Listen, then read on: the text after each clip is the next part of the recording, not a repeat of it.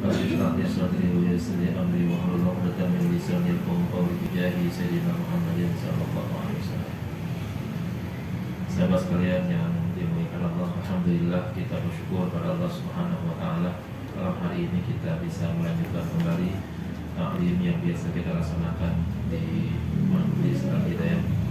Mudah-mudahan pada malam hari ini apa yang kita baca, apa yang kita pelajari akan menjadi sumber pengetahuan, ma'rifah bagi kita yang dapat kita laksanakan bagi kita. Amin ya rabbal alamin. Langsung saja kita membahas masalah haji. Kalau kita umpamakan rukun Islam itu dalam kajian sufi dan dalam taraf maqam mahabbah, ya, maka para sufi itu mengatakan begini: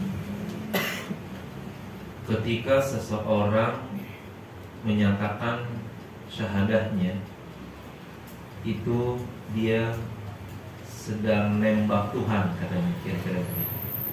Ya, dengan ungkapan kalau kita bilang I love you, aku cinta kamu, aku sayang kamu, gitu, ya. Itu ungkapan dengan menggunakan kata syahadah. Asyhadu an la ilaha illallah wa asyhadu anna Muhammadar Rasulullah. Itu adalah ungkapan awal pembuka mahabbah, ya.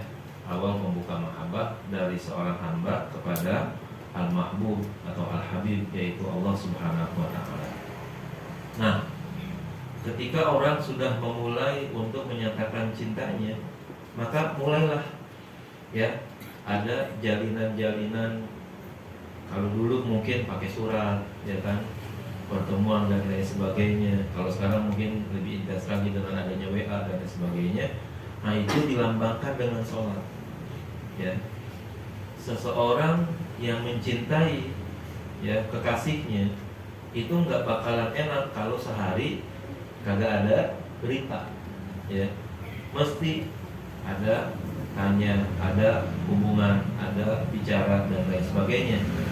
Nah, hubungan yang setiap hari itu intens dilaksanakan dari sang kekasih kepada kekasihnya, dari seseorang kepada kekasihnya, nah itu diungkapkan melalui sholat, ya.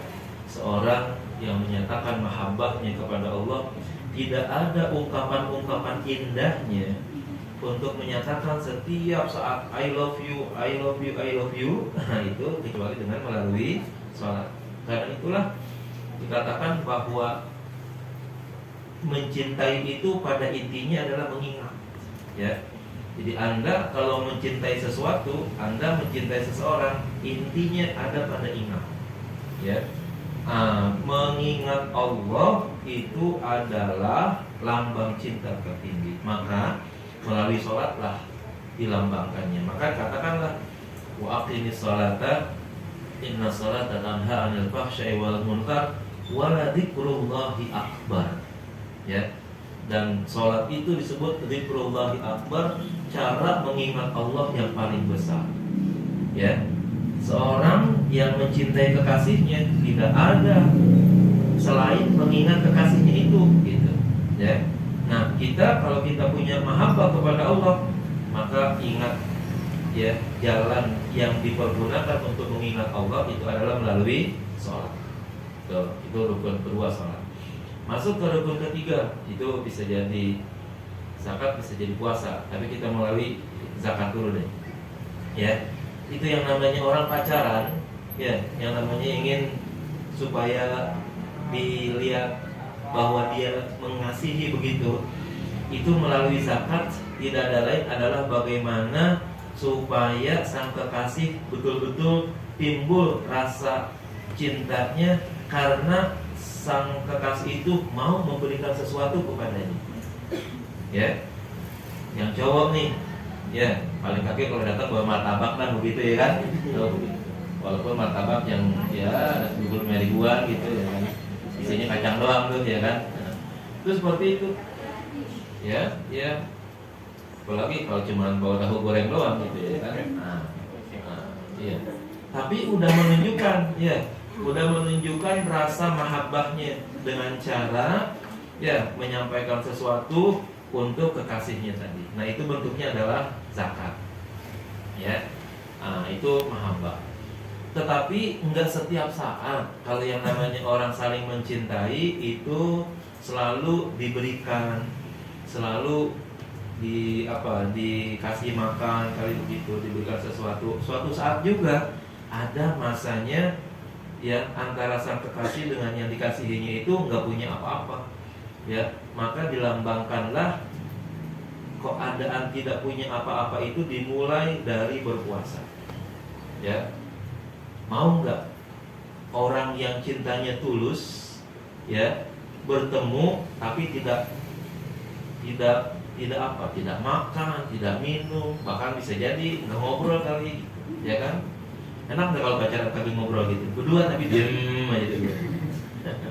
Ya, kagak disiapin minuman, gak disiapin makanan, ya kan? Itu perasaan tidak enaknya ketika kita lagi puasa tuh begitu tuh ya, haus, lapar, ya. Tapi ini ujian, ya. Betul nggak sang kekasih cintanya murni?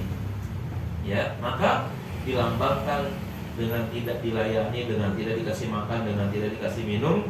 Tapi kalau seandainya diperlakukan kayak begitu masih cinta saja, nah itulah cinta yang tulus katanya. Ya. Nah, sampailah pada rukun yang kelima, pergi haji. Pergi haji itu adalah lambang datangnya sang pacar ke rumahnya gitu. Ya, yang laki ini datang ke rumah sang ceweknya begitu. Dia datang ke sana, apa segala macam diungkapkan di rumahnya. Di sana tuh orang yang pergi haji, disitulah dia mengungkapkan segala-galanya kepada Allah Subhanahu wa taala di rumah Allah.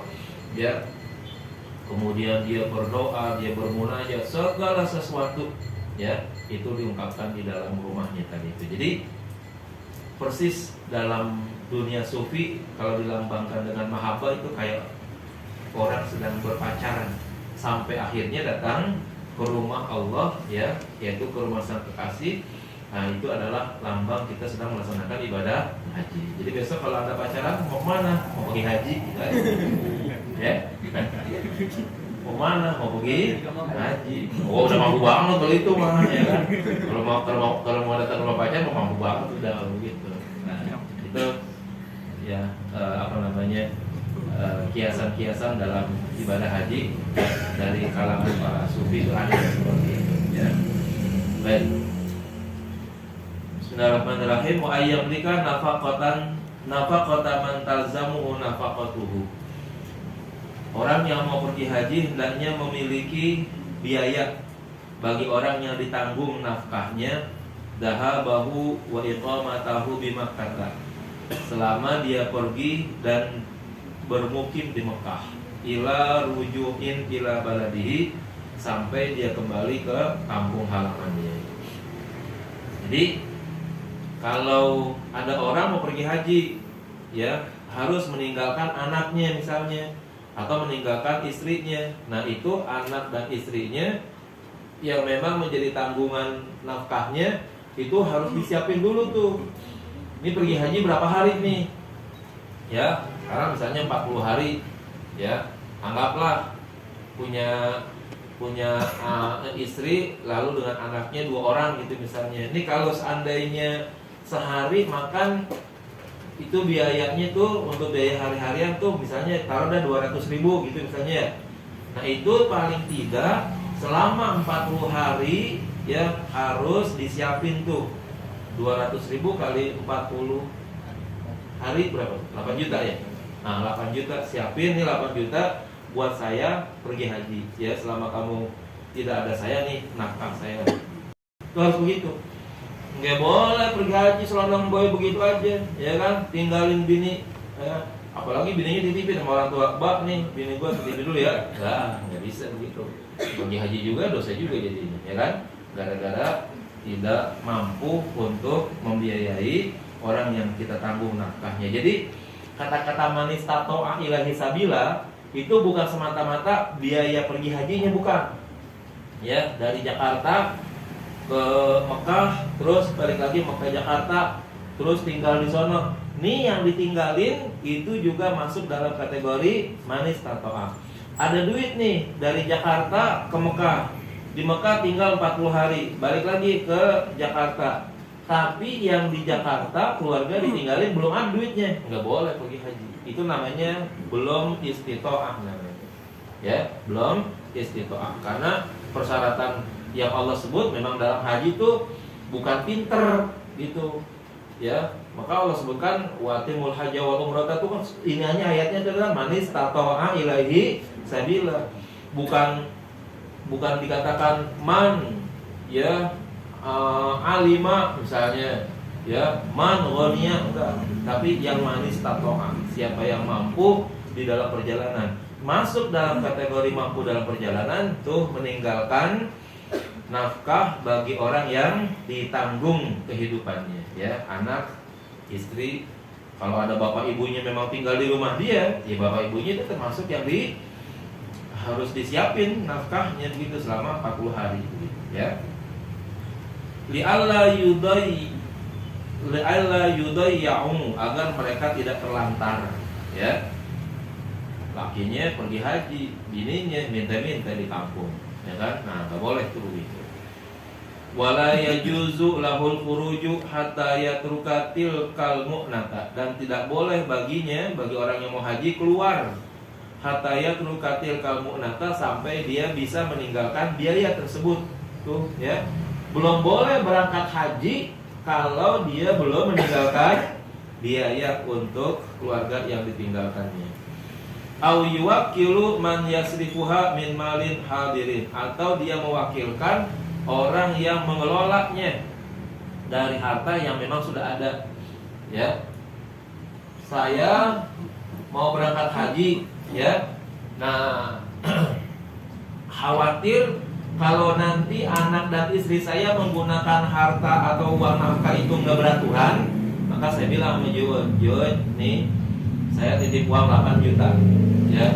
Nanti anak dan istri saya setiap hari kasih 200.000 aja, jangan lebih daripada itu, ya. Tuh ngomong tuh begitu, biar nanti Bang Oh yang kelola duitnya. Sebab khawatir kalau saya kasih 8 juta, jangan-jangan 8 juta dibeliin tuh sama bini saya ke ini, beli HP 8 juta, habis gitu. Habis sekali jalan ke Carrefour nyari HP yang 8 juta, oh udah habis semua. Bisa nggak begitu tuh? Bisa jadi, ya kan. Nah makanya kalau yang orangnya yang modelnya kayak begitu tuh, punya bini yang doyan belanjaan begitu, nah itu ya jangan dikasih kepada dirinya, tapi harus dikelola ke orang lain, ya. Tiap hari rumahnya paket, ya. Sekali paket 500.000, ya, 700.000, ya, 8 juta, 2 hari 3 hari habis. Nah, nggak boleh. Yang begitu nanti harus diwakilin kepada keluarga dekat, orang dekat yang bisa dipercaya. Nah, ada lagi yang lebih berbahaya nih, au yutalliqu zaujah, atau dicerain bini. Ya, keren ini yang begini ya. Gara-gara pergi haji harus nyerain bini. Kenapa? Karena khawatir kagak sanggup untuk membiayai nafkahnya gitu. Jadi kalau seandainya memang si suami mau pergi haji, duitnya pas-pasan doang tuh buat pergi haji. Kalau nggak pergi haji sekarang misalnya bisa berantakan tuh.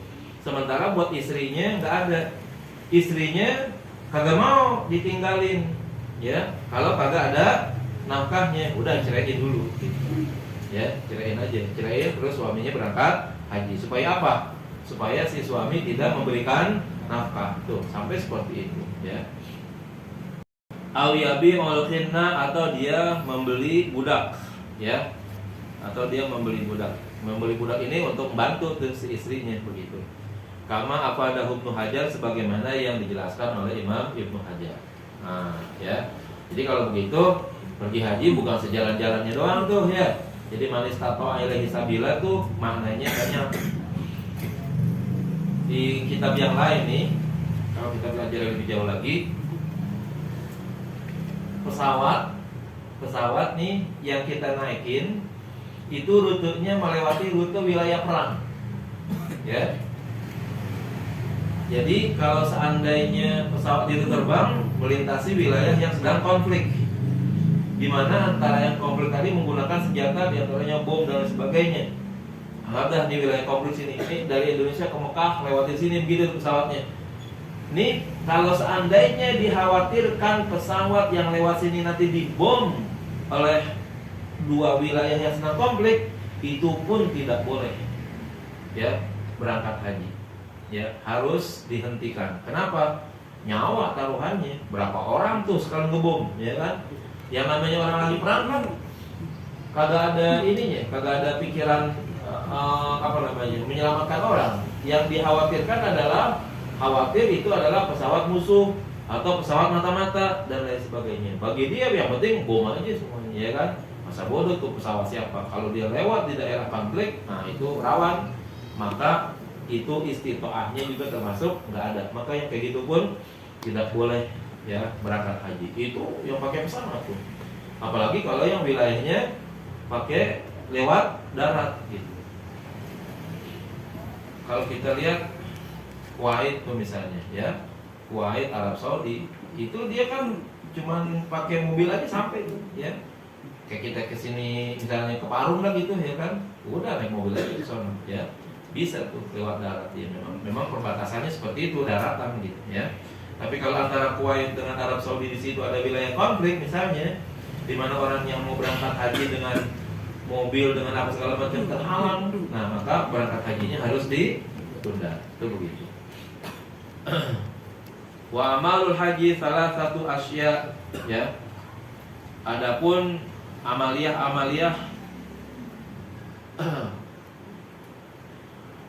amal-amal haji itu ada 3 macam. Yang pertama adalah arkan, rukun-rukun ya. Apa tuh yang dimaksud dengan rukun? Jam'u ruknin adalah jamak daripada rukun.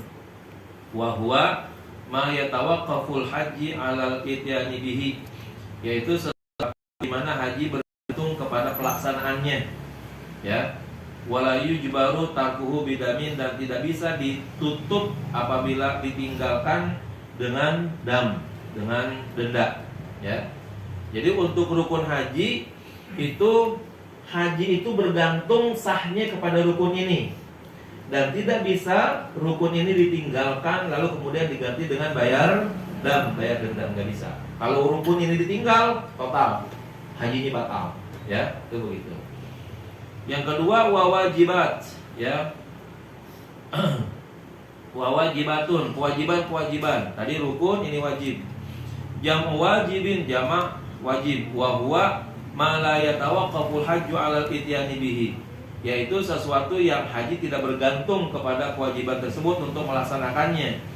Bifawatihi bifawati waktihi, karena lewatnya disebabkan karena udah kelewatan waktunya. Tapi wa yujbaru tarkuhu bidamin, dapat ditambal manakala meninggalkan kewajiban dengan dam, dengan denda ya. Jadi ada kewajiban, ada wajib namanya, tapi sahnya haji enggak bergantung dengan kewajiban ini gitu ya.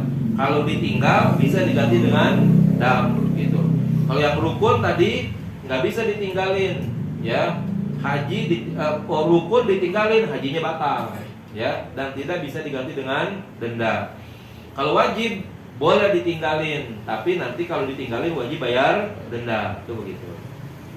Yang ketiga wasunanun, dan sunnah-sunnah, jamu sunnatin, jamak daripada kata sunnah. Wa hiya ma la yatawaqqaful hajju alaihi, haji tidak bergantung kepada sunnah ini. Wala yujbaru tarkuhu bidamin wala ghairuhu ya, dan tidak usah ditambal manakala ditinggalkan baik dengan dam ataupun dengan lainnya, bidamin wala ghairihi.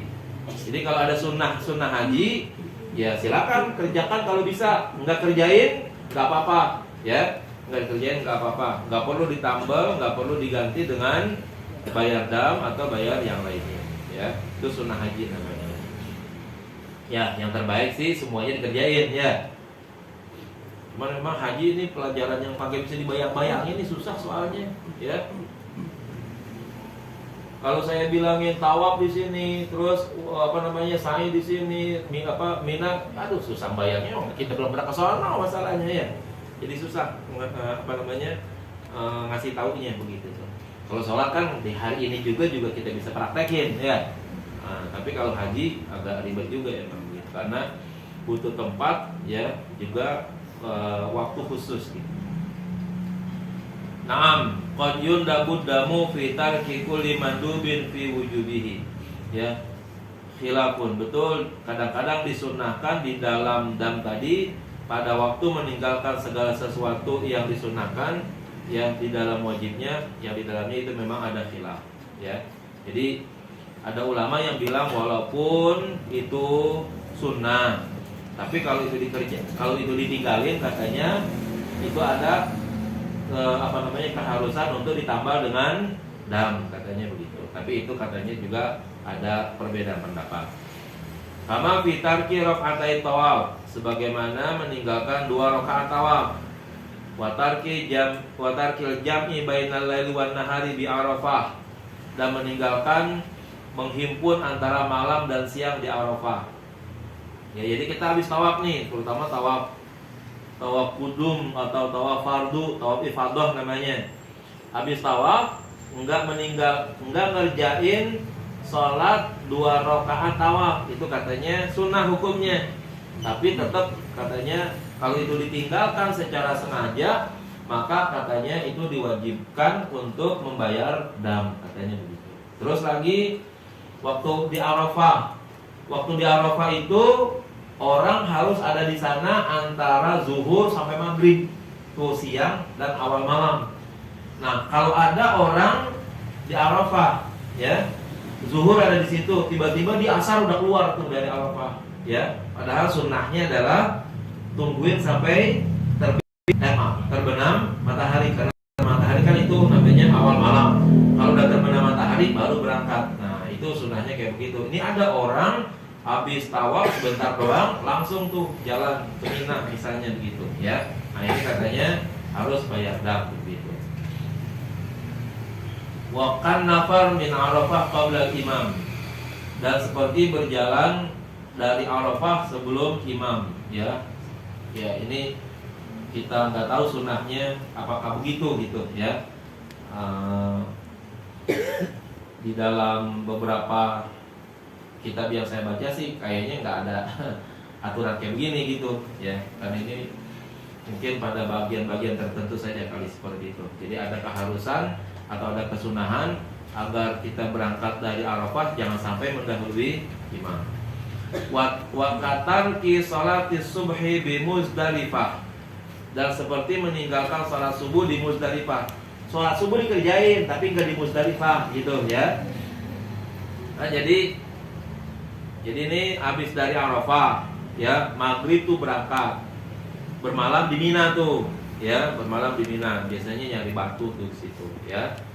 Nah, dari Mina itu nanti subuhnya harus ada di mana? Di Muzdalifah, itu begitu. Nah, meninggalkan sholat subuh di Muzdalifah itu katanya harus bayar dam, walaupun itu hanya sunnah saja begitu. Bukan ninggalin sholat subuh enggak sholat subuh, ya, bukan. Maksudnya enggak sholat subuhnya di Muzdalifah gitu, ya. Sunnahnya itu pada hari itu tuh, itu kalau nggak salah tanggal 10 tuh, ya, itu sholat subuhnya di Muzdalifah. Wa tarkil ihram liman dakhalal haram li ghairi nusukin, dan meninggalkan ihram bagi orang yang memasuki kota haram walaupun tanpa melaksanakan ibadah haji. Jadi kita ini begini nih, ya, andaikan kita ditugasin oleh negara untuk datang ke daerah Arab Saudi sana misalnya begitu. Nah, itu kalau wilayah datangnya ke sana itu yang terbaik, ya, masuk dulu ke kawasan Mekah untuk kemudian melaksanakan umrah terlebih dahulu, ya.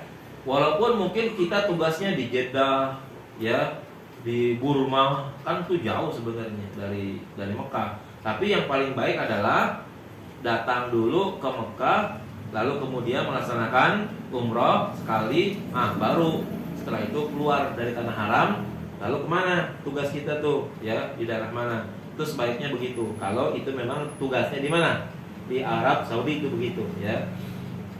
Taruhlah misalnya kita masuk di kerja misalnya di kedutaan besar di sana gitu, diangkat pegawai, ditugasin di mana? Di kedutaan besar Arab Saudi. Kedutaan Arab Saudi kemungkinan besarnya kan Indonesia adanya di Riyadh, ya. Nah, Riyadh Mekah kan lumayan jauh. Nah, maka ke Mekah dulu, ya, bikin umrah walaupun sekali, nah baru nanti ke Riyadh gitu. Nah, itu katanya bagi yang tidak melakukan seperti itu katanya, walaupun dia bukan pergi haji, itu katanya disunahkan untuk bayar dam tuh katanya, ya, karena memasuki wilayah Arab Saudi, ya, yang di situ ada Mekah dan Madinah, dia tidak melaksanakan ihram katanya. Kada fi Umdatul Abrar lil Allamah Ali Al-Wanai, sedemikian yang dijelaskan dalam kitab Umdatul Abrar karya Al-Allamah Ali Al-Wanai, ya. Tuh.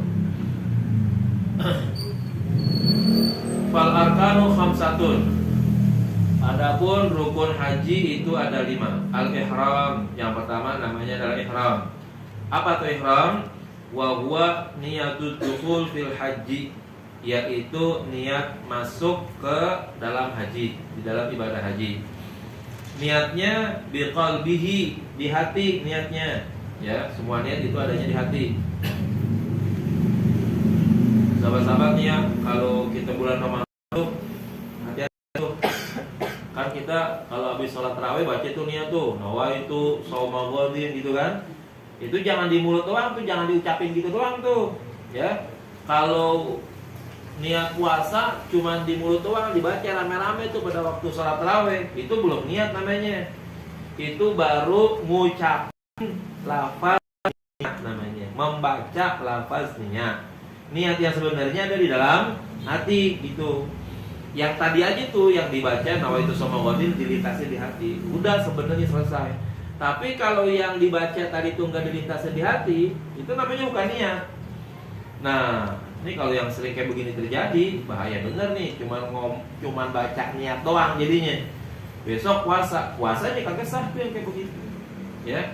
Maka yang namanya niat itu adanya di dalam hati, jangan di mulut. Karena kalau di mulut itu namanya melafazkan kata atau ungkapannya. Wujuban, hukumnya wajib, ya. Bagaimana wajibnya itu atau caranya? Bi ayyas tahdira arkanahu bihi, di mana dia berkonsentrasi pada rukun-rukun haji dengan niat tadi di hati. Wa yaqsudu halal istihdar fi'laha fil khariji, dan dia bertujuan ketika berkonsentrasi tadi untuk melaksanakan segala rukun-rukun, ya, di luarnya dalam keadaan realisasinya begitu. Jadi niatnya di dalam hati, pelaksanaan ihramnya itu dikerjakan tuh, ya, mulai dengan berpakaian ihram, kemudian melaksanakan tawaf, sa'i dan seterusnya gitu, ya. Wa yustahabbu ayyaqula, dan disunnahkan agar ia mengucapkan bilisanihi, ya, dengan lidahnya, tapi sirran, pelan-pelan aja gitu, ya. Enggak usah dikeluarin, enggak usah dibaca secara jahar, ya. Jadi sunnah. Kalau yang dibaca di lisan itu bukannya wajib jadinya, tuh salah tuh, ya, belum memenuhi kriteria orang masuk ke wilayah ihram. Jadi harus di hatinya. Ma'adalika ay ma'an niyati bil qalbi, yaitu disertai dengan niat di dalam hati tadi. Ay muqarinan lima nawahu bi qalbihi, berbarengan dengan yang diniatkan di dalam hatinya. Jadi ngomong tuh, nanti ada niatnya, bacaannya di bawah, ya. Diucapin di dalam hati, diucapin di lidah, lalu kemudian dilintasin di dalam hati. Itu yang sunnahnya, baiknya itu begitu. Di mulut diucapin, di hati dilintasin. Nah, itu yang benar, yang baik seperti itu. Andaikan disuruh milih, ya, yang benar itu yang ada di dalam hati, karena itu yang menjadi rukun yang benarnya di situ. Wa ayyulabbiya aqibahu, kemudian dia membaca talbiyah setelah selesai, ya, melaksanakan niat ihramnya tadi. Apa tuh niatnya? Nawaitul hajja wa ahramtu bihi, ya. Nawaitul hajja wa ahramtu bihi, saya niat haji dan saya berihram dengan haji tadi. Tuh. Ini mau pakai bahasa Indonesia boleh, mau pakai bahasa Arab boleh, tapi harus dilintasi di hati nih, ya. Dibaca boleh, di mulut, tapi yang lebih utama itu dilintasi di mana? di dalam hatinya, karena ini niat begitu. Hadza in ahrama bil haji wahdahu. Ini kalau dia bikin ihram untuk haji saja, untuk haji sendiri.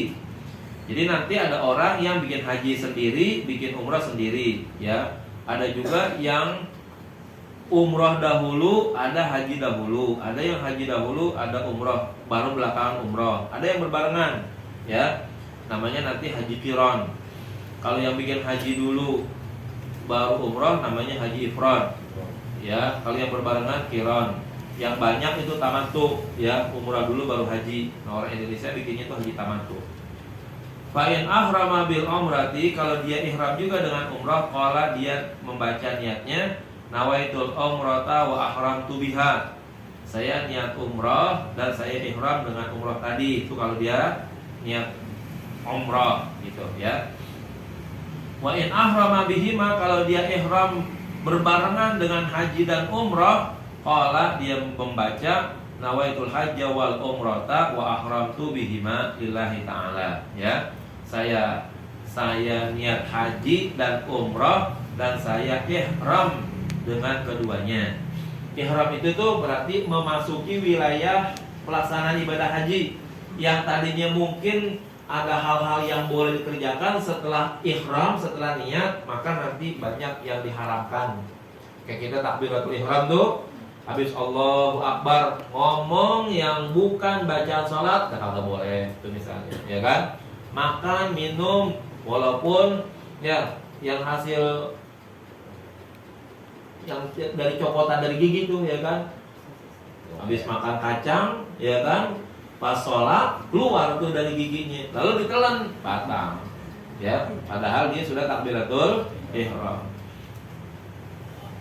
Bagi yang giginya udah renggang atau giginya udah pada udah pada keropok, mungkin tuh kalau makan masih ada yang nyangkut-nyangkut kali itu, ya kan?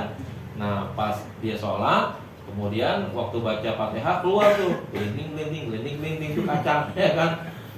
Telan aja, ya kan? Jangan, ya.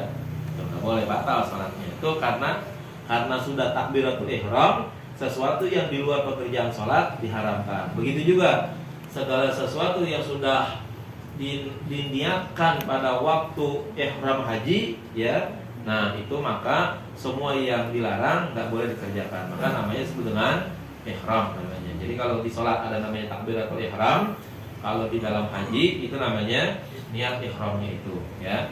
Berarti memasuki amalan-amalan ibadah haji. Setelah itu baca apa? Baca talbiyah. Labbaik Allahumma labbaik, labbaik la syarika laka labbaik, innal hamda wa ni'mata laka wal mulk la syarikalah.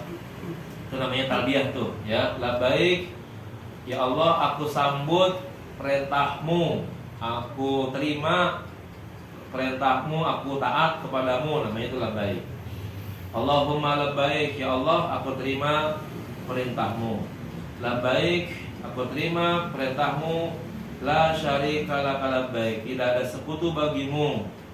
Labbaik, aku terima perintahmu. Innal hamda, sesungguhnya segala pujian, wa ni'mata, dan semua nikmat, laka, itu adalah milikmu, wal mulka, dan juga kerajaan, itu juga milikmu. La syarika laka, tidak ada sekutu bagimu, ya, tidak ada sesuatu yang sama dengan dirimu. Ini satu pernyataan, ya, bahwa kalau kita sudah menyatakan Allah itu sebagai Tuhan, yang pertama segala perintah dan larangannya wajib kita jalani, ya. Yang diperintahkan kerjakan, yang dilarang tinggalkan. Terus mengakui bahwa tidak ada satupun, ya, yang sama setingkat dengan Allah, ya. Kalau kita sampai menyatakan ada sesuatu yang setingkat dengan Allah, baik zat, perbuatan, ya, sifat, maka kita dinyatakan sebagai orang yang musyrik namanya, ya. Kalau kita belajar ilmu tauhid yang lebih tinggi lagi, dengan kitab yang lebih hebat lagi nih, kita minum obat tuh misalnya, minum obat untuk nyembuhin penyakit, itu udah dianggap syirik tuh, ya. Minum obat untuk nyembuhin penyakit syirik. Kenapa? Karena kita menyatakan bahwa obat itulah yang menyembuhkan penyakit, padahal yang nyembuhin adalah Allah. Itu begitu. Jadi kita minum obat, jangan bilang bahwa obat itu yang menyembuhkan. Hanya ini perkara yang menjadikan sebenarnya penyakit yang adalah Allah. Minum air, haus, minum air, haus, minum air. Airlah yang menghilangkan haus. Salah. Kata orang ahli tauhid, musyrik tuh. Ya. Menyatakan bahwa air yang menghilangkan haus itu sama segitu tuh, musyrik. Makan nasi ya pakai sate ayam, sate kambing, pakai sayur sop nambah 3 kali kenyang. Ya, lalu kita bilang yang menyangkan perut saya adalah makan nasi, musyrik tuh. Ya, musyrik tuh. Menurut ilmu orang-orang ahli tauhid. Kenapa? Yang bikin kenyang adalah Allah. Nasi, satenya dan sopnya hanya perantara saja. Andaikan Allah cabut kemampuan untuk kenyang, maka kita makan apapun yang ada di dunia ini nggak bakalan hilang kenyangnya. Ya, kalau Allah cabut rasa haus, kita minum air ya 7 samudra lagi tuh, ya nggak bakalan hilang hausnya. Ya, tapi Allah mencabut, ya melenyapkan haus dengan seteguk 2 teguk air. Berarti Allah yang menghilangkan haus tadi melalui perantaraan air. Perut kita diisi dengan ya sepiring nasi lalu menjadi kenyang karena Allah menitipkan atau membuat kenyang perut kita. Andaikan Allah cabut rasa kenyang tadi, maka semua makanan yang ada di dunia ini kita makan tidak akan hilang rasa kenyangnya tadi seperti itu. Nah, maka kita nggak boleh ya menyatakan sedemikian. Nah, ini pentingnya kita berakidah tuh seperti itu. Wa yustahabbu ayyusamma fi hadhihi talbiyah ma ahrama bihi min hajjin aw umratin. Dan disunnahkan untuk disebut di dalam talbiyah ini ya sesuatu yang ia melaksanakan ihram karenanya. Apakah dia ihram haji atau dia ihram umrah. Nah, jadi di waktu talbiyah bilang tuh, saya talbiyah untuk ihram haji, saya talbiyah ini untuk ihram umrah. Bagaimana caranya? Nah, di situ katakan labbaik Allahumma bihajjatin. Tuh ya. Labbaik Allahumma bihajjatin. Labbaik ila akhirih. Kalau umrah au labbaik Allahumma bi umratin. Ya, atau kalau dua-duanya labbaik Allahumma bihajjatin wa umratin. Itu begitu ya. Terusin tuh. Labbaik Allahumma labbaiknya begitu lanjutin gitu ya. Tapi awalnya begitu dulu. Kalau bikin haji dulu, labbaik Allahumma bihajjatin, labbaik Allahumma labbaik, labbaik la syarika lak, labbaik innal hamda wan ni'mata laka wal mulk la syarika lak. Itu kalau haji. Labbaik Allahumma bi amratin, labbaik Allahumma labbaik, labbaik la syarika lak, labbaik innal hamda wan ni'mata laka wal mulk la syarika lak. Kalau dua-duanya ya. Labbaik Allahumma bihajjin wa umratin. Ya, labbaik Allahumma labbaik, labbaik Allah la syarika lak, labbaik innal hamda wan ni'mata laka wal mulk la syarika lak. Itu disunnahkan tuh seperti itu, ya. Wala yajharu bihadhihi talbiyah. Tidak boleh dia membaca keras dengan talbiyah ini. Bal yasmauha nafsahu, cukup bal yusmiuha nafsahu, cukup dia memperdengarkan dirinya saja. Ya. Jadi pada waktu dia selesai niat, saya niat ihram haji. Nah, tuh, bahasa Indonesia ya. Baru tuh labbaik Allahumma bihajjatin. Pelan-pelan aja tuh bacanya tuh, ya. Labbaik Allahumma labbaik, labbaik la syarika lak. Dan dengar dirinya sendiri aja. Kalau dia niat umrah, nawaitu umrata wa ahramtu biha. Nah, labbaik Allahumma umratan, labbaik Allahumma labbaik dan seterusnya. Pelan-pelan aja bacanya, ya. Bi khilafi ma ba'daha, berbeda kalau sesudah itu, ya. Faya jaharu, maka dia boleh membaca jahar.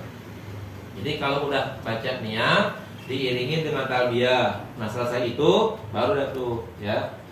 Nah, jadi kapan tuh ihram dilaksanakan biasanya? Itu ditempatkan di miqat namanya, ya. Kalau orang Indonesia nih, andaikan hajinya dia kloter awal gitu, itu dia di Madinah dulu, ya, ke Madinah dulu, di sana melaksanakan sholat arba'in, yaitu melaksanakan 40 sholat berjamaah, kira-kira begitu. Ini juga bagi yang mau dan bagi yang bisa begitu, atau bagi yang memang di rumahnya terbiasa untuk sholat jamaah, ya. Kalau yang di kampungnya nggak pernah sholat jamaah, 40 kali berjamaah berat itu, ya kan, ngantuk, terus nggak mau ngobrol dah, ya, mau belanja. Orang Indonesia kalau mau tawaf mah nggak di Masjidil Haram, ya, di Bin Daud. Bin Daud tuh sampai kayak kita di sini apa tuh? Carrefour begitu, di sana namanya Bin Daud, ya. Anehnya Bin Daud itu adanya di depan Masjidil Haram ada, ya. Di depan Masjid Nabawi juga Bin Daud juga. Jadi kalau mau nyari orang Indonesia jangan di Ka'bah, nyarinya di mana? Tuh di Bin Daud. Ketemu dah pokoknya, mulai dari yang Sunda, yang Padang, yang Jawa, ada semuanya di situ, ya kan. Yang Betawi apa lagi, ya kan. Dan nawar sono nawar sini, beli kagak kadang-kadang. Ya, beli juga punya. Kalau orang Indonesia lagi nawar tuh kadang-kadang orang Arab melengos aja tuh, ya kan. Nah, kalau datang orang Malaysia, diburu-buru tuh dilayani. Itu karena tahu kalau orang Indonesia nawar panjang, nah, dikasih kagak jadi, ya kan. Nah, kalau orang Malaysia dia nggak nawar, ya beli aja. Ya emang belinya banyak. Kama qala Nawawi, sebagaimana dijelaskan oleh Imam Nawawi fil Idhahi di dalam kitab Al-Idhah. Jadi kalau kita mau belajar ibadah haji lebih jelas lagi, itu ada namanya kitab Al-Idhah, namanya karya Imam Nawawi. Wala tajibu niyatul fardiyati jazman, dan tidak wajib niat mengungkapkan kata al-fardiyah secara pasti. Bal wala tundabu, bahkan juga tidak disunahkan. Jadi nggak usah kata-kata fardhon lillahi ta'ala tuh nggak usah begitu, ya. Di annahu launa wan nafla, andaikan kalau dia niat untuk yang sunnah, waqa'a anil fardi, tetap aja jatuhnya fardu juga. Wala ibrata bima fi lafzihi, dan tidak dianggap apa yang ada di ucapannya. Ya, jadi kalau misalnya ada orang bilang haji begini, saya melaksanakan ihram haji sunnah lillahi ta'ala, nah itu jatuhnya tetap wajib, ya, tetap wajib, karena yang namanya haji hukumnya adalah wajib itu begitu. Bi khilafi qalbihi, berbeda kalau dia ngucapin di hatinya. Nah, maka yang benar itu adalah ucapan yang di dalam hati. Wa yusannu al-istiqbal, dan disunahkan untuk menghadap kiblat inda niyati, ketika niat, kama afadahu Ibnu Hajar, sebagaimana yang dijelaskan oleh Ibnu Hajar. Sekali lagi, faedah satu faedah. Sumiyal ihram bidzalika liqtidai dukhulil haram. Dinamakan ihram, ya, dengan ihram itu, ya, dengan melaksanakan ibadah haji dan umrah tadi itu, liqtidai dukhulil haram, karena ada tuntutan masuk ke tanah haram. Wa tahrimil anwa'il atiyati, dan diharamkannya berbagai macam hal-hal yang berikut nanti dijelaskan.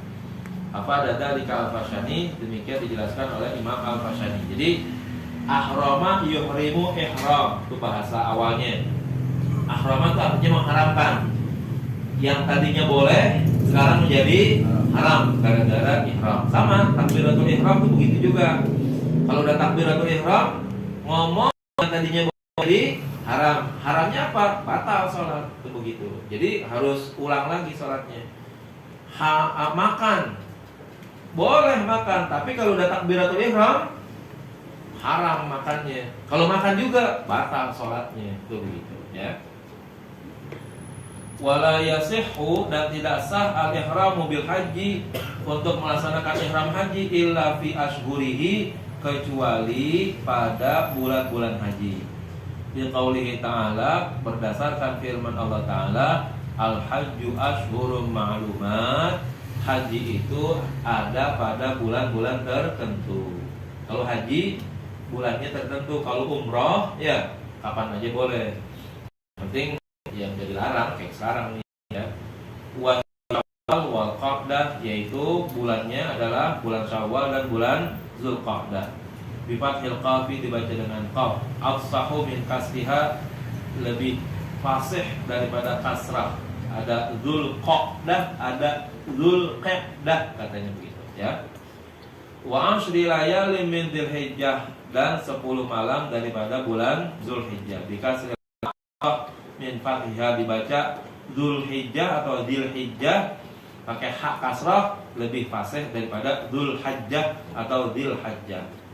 Gitu, ya. Bawahnya keterangan itu. Wallahu a'lam bishawab. Ada pertanyaan? Kalau untuk ibadah haji kayaknya enggak kali dah nih. Satu Ya. pertanyaan namanya perihal tentang apa tadi itu. Kan di awal tadi diterangkan kalau haji itu kan diwajibkan untuk meninggalkan apa keluarga yang ditinggalkan. Cuman yang jadi problematika itu gimana kalau misalnya seandainya yang ditinggalkan ini nih merasa serba kurang gitu, Ustaz. Dalam artian kan mungkin tadi Ustaz awal memberikan contoh kayak mungkin sehari dikasih nafkah 200.000 gitu kan. Nah ketika ditinggal haji kayak minta lebih gitu, Ustaz. Sedangkan apa namanya itu mungkin dari kemampuan orang yang berhaji tersebut itu tuh nggak bisa mampu lebih dari nafkah yang standarnya gitu. Apakah dinamakan istitoah juga atau masih belum? Ya. Jadi nafkahnya itu adalah nafkah yang standar, bukan nafkah yang bentuknya kebutuhan, bukan nafkah yang bentuknya keinginan. Beda ya. Nafkah kebutuhan dengan nafkah keinginan.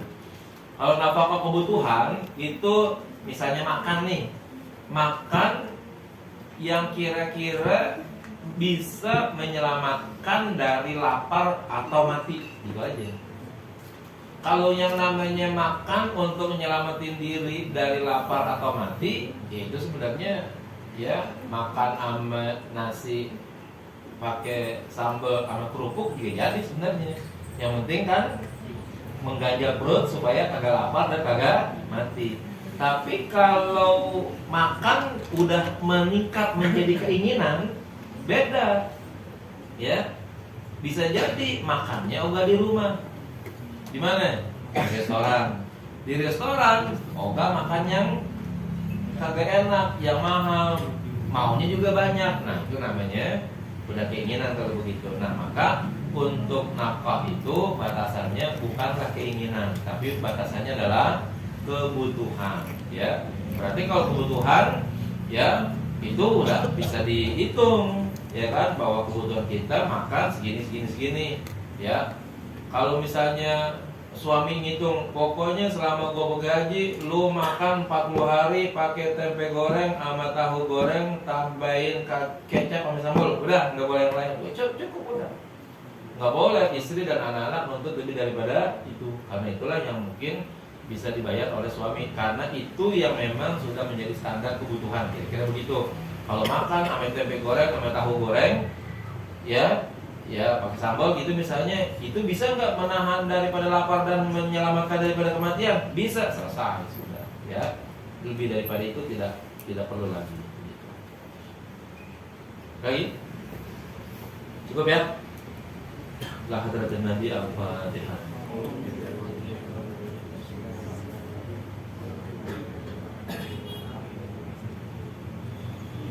Bismillahirrahmanirrahim. Alhamdulillahirabbil alamin. Allahumma shalli ala sayyidina Muhammad wa sayyidina Muhammad.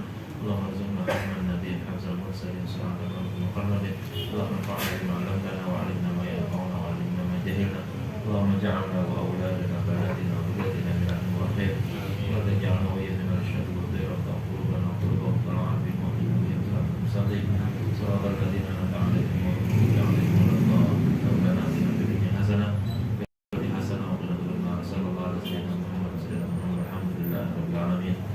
Assalamualaikum warahmatullahi wabarakatuh.